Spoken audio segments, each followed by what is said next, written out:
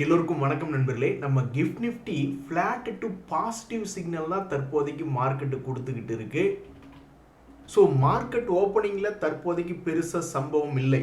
ஆனால் இன்னைக்கு weekly expiry இருக்கிறதுனால மார்க்கெட் ஓப்பன் ஆனதுக்கப்புறம் பெரிய அளவில் ஏதாவது சம்பவம் வருமா அப்படின்றது ட்ரேடர்கள் எதிர்பார்க்குறாங்க. அது மட்டும் இல்லாமல் குளோபல் மார்க்கெட்ஸை பொறுத்த வரைக்கும் யாருமே நம்மளுக்கு எந்த பிரச்சனையும் கொடுக்கல, எல்லாம் மிக்சடாக தான் இருக்குது. இந்த காஸ்பி மட்டும் சவுத் கொரியன் இண்டெக்ஸ் மட்டும் ஒரு 4% இறங்கியிருக்கு. அவன் இறங்கிட்டு போகிறானுங்க. கடந்த ஒரு மாதத்தில் அந்த இண்டெக்ஸே 16% சம்பாரிச்சு கொடுத்துருக்கு. அதை வச்சுக்கிட்டு இன்னைக்கு ப்ராஃபிட் புக்கிங் பண்ணி ஒரு 4% இறங்கியிருக்கான். ஸோ இவன் கொடுத்துட்டு அப்புறமா இப்போ கொஞ்சம் ஃபால் ஆயிருக்கு. ஆனால் நம்ம நிஃப்டி 50 இண்டெக்ஸ் எல்லாம் பார்த்தீங்கன்னா அவன் நம்மக்கிட்ட இருந்து எடுத்திருக்கான். கடந்த ஒரு மாதத்தில் 715 பாயிண்ட் நம்மக்கிட்ட இருந்து எடுத்திருக்கான். தம்பி நீ இன்னும் கொடுக்கல. அதனால் இந்த காஸ்பி இண்டெக்ஸ் இன்னைக்கு ஒரு நாளில் 3.5% இறங்கினதெல்லாம் அது ஒரு ப்ராஃபிட் புக்கிங்காக தான் பார்க்கப்படுகிறதே உலக அளவில் பயந்துட்டெல்லாம் அவன் இறங்கல. இங்கே பார்த்தீங்களா, ட்ரம்ப் அவர்கள் கூட சமீபத்தில் மறுபடியும் வார் ரீஸ்டார்ட் பண்ணுவோம் அப்படின்னு ஈரான் மேலே சொல்லிக்கிட்டு இருந்தார். அப்புறம் இப்போ மறுபடியும் என்னன்றாரு, இல்லை நாங்கள் கொஞ்சம் நிறுத்தி வைக்கிறோம், ஏதோ ஒரு முன்னேற்றம் தெரிகிறது அப்படின்றாரு. இன்னைக்கு ரிசல்ட்ஸை பொறுத்த வரைக்கும் இந்த அலை ஓயாதா, இன்னும் எத்தனை நாளைக்கு தான் ரிசல்ட்ஸ் வரும் அப்படின்ற மாதிரி இந்த மாதம் கடைசி 30ஆம் தேதி வரைக்கும் மிக முக்கியமான பங்குகளுடைய ரிசல்ட்ஸ் வருது. அதனால் இன்னைக்கு 19 மே பார்த்தீங்கன்னா இன்றைக்கும் டிஃபென்ஸ் கம்பெனியில் டாப் செக்டர் லீடராக இருக்கக்கூடிய பாரத் எலக்ட்ரானிக்ஸு, பிபிசிஎல் ஏற்கனவே போட்டு அடி பொழந்துக்கிட்டு இருக்காங்க. அந்த க்ரூட் ஆயில் இறங்க மாட்டேங்குது பாருங்க நண்பர்களே. இப்போ சமீபத்தில் ஓகே வார் மறுபடியும் இல்லை, ரெனியூ பண்ணலன்னா என்ன அர்த்தம்? அப்போ இது சைட்வேஸ் பேட்டர்னில் மறுபடியும் க்ரூட் ஆயில் கிட்டத்தட்ட ஒரு 10-15% கிராஷ் ஆகணும். அது ஆக மாட்டேன்றான். ஸோ இன்னைக்கு வரக்கூடிய ரிசல்ட்ஸில் மிக முக்கியமாக இந்த பாரத் எலக்ட்ரானிக்ஸ், பிபிசிஎல் மற்றும் ஜைடஸ் லைஃப் சயின்சஸ், இந்த பிஜி எலக்ட்ரோபிளாஸ்ட் மற்றும் இந்த ஹட்சன் அக்ரோ போன்ற வாலட்டிலிட்டி ஹை பீட்டா ஸ்டாக்ஸ்னுடைய ரிசல்ட்ஸும் வருது. இதில் நேற்று ரிசல்ட் கொடுத்த பல்வேறு ஷேர்கள் மனசில் கொஞ்சம் கிளியோட தான் இருக்கும். பெரிய அளவில் ஏற்றம் வருமா இறக்கம் வருமா அப்படின்ட்டு. ஸோ வாலட்டிலிட்டியாக இருக்கக்கூடிய இந்த IOC, Indraprastha gas, Astra limited போன்ற பல்வேறு வாலட்டிலிட்டியான பங்குகள் நேற்று ரிசல்ட் கொடுத்ததனுடைய எஃபெக்ட் இன்னைக்கு பரிபூர்ணமாக அனுபவிக்க போகிறாங்க. நண்பர்களே, ஓப்பனிங்லேயே 5 முக்கியமான செய்தி இருக்குது. ஒன்று, இந்த எல்ஐசி அப்படின்ற ஷேர் கரெக்டாக சென்டர் பாயிண்டில் ஒரு 800 ரூபாய்கிட்ட ட்ரேட் ஆகிட்டு இருக்கான். இவனுடைய பழைய பொட்டன்ஷியல் இதே ஷேர் 1200 வரைக்கும் போயிருக்கு. அதே மாதிரி லோ 500 வரைக்கும் போயிருக்கு. ஸோ சென்டர் பாயிண்டில் இருக்கும்போது மிகப்பெரிய ஒரு செய்தி, அதாவது இவங்க போனஸ் கொடுக்குறாங்க அப்படின்னு சொல்லிட்டாங்க. அதுக்கு ஷேர் ஹோல்டர்ஸ் அப்ரூவ் பண்ணிட்டாங்க அப்படின்ற ஒரு தகவல் இன்னைக்கு ஃபைல் பண்ணியிருக்காங்க. ஸோ நேற்று வெளியிட்டிருக்கக்கூடிய அறிவிப்பில் இந்த எல்ஐசி இந்த மாதிரி ஒரு தகவலை கொடுத்துருக்கிறது இந்த எல்ஐசி ஷேருக்கு லாங் டேர்மில் தன்னுடைய பழைய ஹையை ரீச் பண்ணுறக்கோ அல்லது பழைய லோக்கு போகிறக்கோ ஏதாவது ஒரு விதத்தில் உதவிகரமாக இருக்குமா? ஏன்னா ஏற்கனவே நிறைய பேர் 500 ரூபாய்க்கு மிஸ் பண்ணவங்க மறுபடியும் 500 வந்தால் பரவாயில்லையேன்னு யோசிச்சுட்டு இருப்பாங்க. அல்லது ஏற்கனவே 1200 பார்த்துட்டு விற்காம விட்டுட்டு அப்புறம் கடைசியில் இறங்கி போச்சேன்னு கொண்டிருக்கிறோம், மறுபடியும் மேலே வந்தால் பரவாயில்லையேன்னு பார்ப்பாங்க.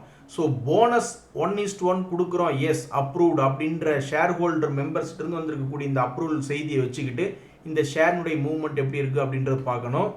என்பதில் இன்னொரு மிக முக்கியமான தகவல், அதாவது இப்போ நம்ம வெளிநாட்டு டிரான்சாக்ஷன்ஸ் பண்ணுறோம், வெளிநாட்டுகளில் வாங்கி விற்கும் பொழுது அமெரிக்கா சொல்கிறது என்னங்க பெரிய விஷயம், நான் அப்படி தான் வாங்கி விற்பேன் அப்படின்ற மாதிரிலாம் நம்ம எதுவும் சொல்ல முடியாது. இப்போ அதானி என்டர்பிரைசஸ் எவ்வளவு பெரிய ஃபைன் கட்டியிருக்காங்க பாருங்கள் அமெரிக்காவுக்கு.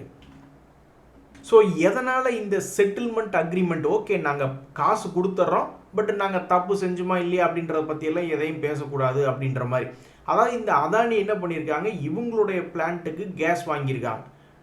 இந்த அமெரிக்கா என்ன பண்ணியிருக்கு, ஈரான்லேருந்து எந்த பொருளையும் வாங்கக்கூடாது அப்படின்னு சொல்லியிருக்கு. அதானி துபாய் பேஸ்டு ட்ரேடர்கிட்ட இருந்து தான் வாங்கியிருக்காங்க. ஆனால் அவங்க போய் ஈரான்ட்டு இருந்து வாங்கியிருக்காங்க. அது நம்ம அதானிக்கு தெரியல. அதை யாரோ கண்டுபிடிச்சி வால் ஸ்ட்ரீட் ஜேர்னல் அப்படின்றதுல எழுதியிருக்காங்க ஜூன் 2, 2025. அதுக்கப்புறம் நடந்த விசாரணையில் ஆமாம் அது ஈரான்லேருந்து வந்த கேஸ் தான், ஈரான்லேருந்து எந்த பொருளையும் வாங்கி விற்கக்கூடாதுன்னு சொல்லியிருக்கோம். ஸோ உலகத்தில் எந்த மூலையில் யூஎஸ் டாலரில் டிரான்சாக்ஷன் நடக்கும் பொழுது அது யூஎஸ் கிளியரிங் பேங்க்ஸ் வழியாக போகுது. ஸோ நாங்கள் ஈரான் மேலே போட்டிருந்த தடையை தேவையில்லாமல் எங்கள் யூஎஸ் கிளியரிங் பேங்க்ஸ் மூலியமாக நீங்கள் அந்த வேலையை பண்ண வச்சிட்டீங்க அப்படின்னு சொல்லி நடந்த கோர்ட்டு கேஸில் சரி கடைசியில் ஒரு செட்டில்மெண்ட் அமௌண்ட்டை கொடுத்து இந்த கேஸை வந்து முடிச்சுக்கிறாங்க. இது வந்து கிட்டத்தட்ட 2310 கோடி வருது. அட ராமா, இதை நம்ம கட்டாமல் இருக்க முடியாது. கட்டாமல் இருந்தோம்னா என்ன பண்ணுவாங்க, அவங்களுடைய நேச நாடுகள்கிட்ட சொல்லி இவங்களுக்கு உண்டான சொத்து ஏதாவது இருந்ததுன்னா அதை ஃப்ரீஸ் பண்ணுங்க அப்படிம்பாங்க. அப்புறம் எதிர்காலத்தில் இவங்களுக்கு வர்ற பேமெண்ட்டு சரி, இவங்க கொடுக்கக்கூடிய பேமெண்ட்டு சரி, யூஎஸ் டாலரில் பண்ணும்பொழுது அந்த கிளியரிங் எல்லாம் பண்ணாமல் விட்டுருவாங்க.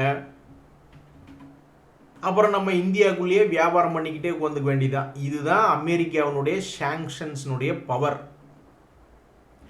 நண்பர்களே, அடுத்தது இந்த அசோக் லைலண்ட்லேயும் என்ன ஒரு முக்கியமான விஷயம்னா, தோல்வியே சந்திக்காமல் அவன் பாட்டுக்கு மிக அற்புதமான ஒரு ஏற்றத்தில் தான் இந்த அசோக் லைலண்ட் வந்தது. அதுக்கப்புறம் சமீபத்தில் 200 days மூவிங் ஆவரேஜ் கீழே போனாலும் ஏதோ கொஞ்சம் ரெக்கவரி ஆகி வந்தான். பட் 50 days மூவிங் ஆவரேஜில் ரெசிஸ்டன்ஸ் எடுத்து கீழே வந்துட்டான். இப்போ 200 days மூவிங் ஆவரேஜ் கீழே இருக்கும் பொழுது வரக்கூடிய செய்திகள் ஏதாவது பாசிட்டிவாக உதவி செய்யுமா அல்லது நெகட்டிவாக மறுபடியும் கீழே போகுமா அப்படின்றது தெரில. ஸோ இவங்களுடைய அனௌன்ஸ்மெண்ட் என்ன அப்படின்னு பார்த்தீங்கன்னா, போர்ட் ஆஃப் டைரக்டர்ஸ்னுடைய மீட்டிங் வந்து வர May 28 அப்படின்றது வருது.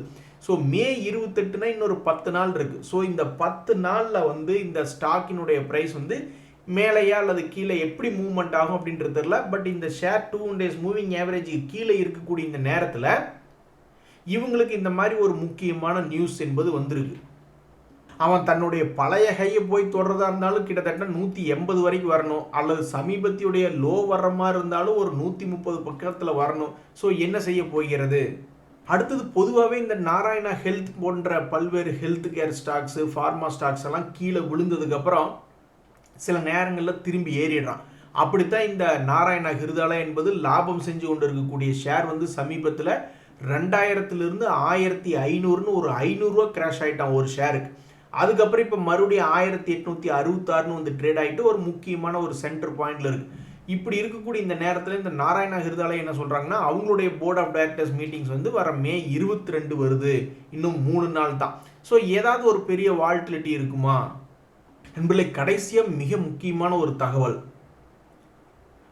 அதாவது நல்லா போயிட்டு இருக்கக்கூடிய செக்டருக்கு ஏதாவது ஒரு பேட் நியூஸ் வருமா அப்படின்ற மாதிரி இந்த ஹெச்டிஎஃப்சி ஏஎம்சியில் வந்து என்ன ஒரு தகவல் வெளியிட்டிருக்காங்க, ஹெச்டிஎஃப்சி மியூச்சுவல் ஃபண்ட்லேருந்து என்ன ஒரு தகவல் வெளியிட்டிருக்காங்கன்னா, இவங்களுடைய ஒரு ஃபண்ட் மேனேஜர் அவங்களுக்கு வந்து அந்த கம்பெனியினுடைய ஐடி இன்ஃப்ராஸ்ட்ரக்சர் ஆக்சஸ் எல்லாம் இருக்கும். அவங்களுடைய போர்ட்ஃபோலியோ மேனேஜ்மெண்ட் சிஸ்டத்தையோ, ஃபண்ட் மேனேஜ்மெண்ட் சிஸ்டத்தையோ, அக்கௌண்டிங் சிஸ்டத்தையோ லாகின் பண்ணி என்ன ஏது அப்படின்னு பார்க்குறதுக்கெல்லாம் நிறைய ஐடி இன்ஃப்ராஸ்ட்ரக்சரில் ஆக்சஸ் இருக்கும். அது போன்ற இன்ஃபர்மேஷன்களை வெளியிருந்து அனானிமஸ் சோர்ஸ் யாருன்னு சொல்லலை, ஒருத்தர் வந்து இப்படி மொட்டை கடிதாசி எழுதி போடுற மாதிரி தான், எங்களுக்கு உங்களுடைய ஐடி இன்ஃப்ராஸ்ட்ரக்சரில் கொஞ்சம் ஆக்சஸ் கிடைச்சிருச்சு அப்படின்ற மாதிரி சொல்லி அவங்களுக்கு ஒரு தகவல் வந்திருக்கு. இது எங்களுடைய பிஸ்னஸ் அண்ட் ஆப்ரேஷன்ஸ் எதுவும் பாதிக்கலை அப்படின்னாலும் நாங்கள் ஒரு ஸ்பெஷல் கம்பெனி வந்து நாங்கள் அப்பாயின்மெண்ட் பண்ணியிருக்கோம், இதனால் எங்களுக்கு ஏதாவது பெரிய அளவில் பாதிப்பு வருதா இல்லையா அப்படின்னு தெரிஞ்சுக்கிறதுக்கு ஸோ ஒரு டீட்டெயில்டு அசஸ்மெண்ட் போய்கிட்டு இருக்குது அப்படின்ற மாதிரி ஒரு இன்ஃபர்மேஷன் சொல்லியிருக்காங்க. ஸோ இது மியூச்சுவல் ஃபண்ட் இண்டஸ்ட்ரியை பொறுத்த வரைக்கும் இது ஒரு மிகப்பெரிய ஒரு செய்தி. இனி இந்த ஹெச்டிஎஃப்சி ஏஎம்சி போன்ற ஷேர்கள் அடுத்தடுத்த சில நாட்களில் எப்படி ரியாக்ட் ஆகுது அப்படின்றது வெயிட் பண்ணி தான் பார்க்கணும்.